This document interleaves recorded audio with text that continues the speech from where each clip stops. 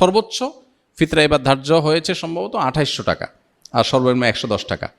তো এই যে টাকা, আপনি কি টাকা দিবেন নাকি খাদ্য দিবেন? এটা যদি বলেন, আপনি যদি কোনো গরিবকে খাদ্য দিলে তার উপকার হবে আপনি জানেন, কোনো সন্দেহ নেই। আমার দেশে বহু গরিব আছে যাদের খাবার দিলে, আসলে চাল কিনে দিলে, ডাল বাজার করে দিলে তার উপকার হয়, তো আপনি খাদ্য দিয়ে দিবেন। আমি ব্যক্তিগতভাবে সাধারণত ঈদকে কেন্দ্র করে ফিতরার জন্য গরিব কোনো পরিবারকে সবার পক্ষ থেকে আমি চাল কিনে দিই, আর এক্সট্রা হিসেবে নিজে থেকে ঈদ উপলক্ষে আরও কিছু খাবার মুড়ি টুড়ি কিনে যাতে করে সুন্দর করে তারা খেতে পারে, এটা করি। এর শরীয়ত আমাকে শরীয়ত নির্দেশ দিয়েছে শুধুমাত্র আমাকে মৌলিক খাদ্য যে রেস্টটা দিতে, তার পাশাপাশি অন্য কিছু নফল হিসাবে আমি দেই, এটা আমার নিজস্ব চর্চা। বাট এটা নিয়ে যে পরিমাণ আমাদের মধ্যে আপনার বিতর্ক, বর্ষা এবং অনেক বেশি এটা নিয়ে আমাদের দেখা যায় পাল্টাপাল্টি বক্তব্য, এটা অনভিপ্রেত।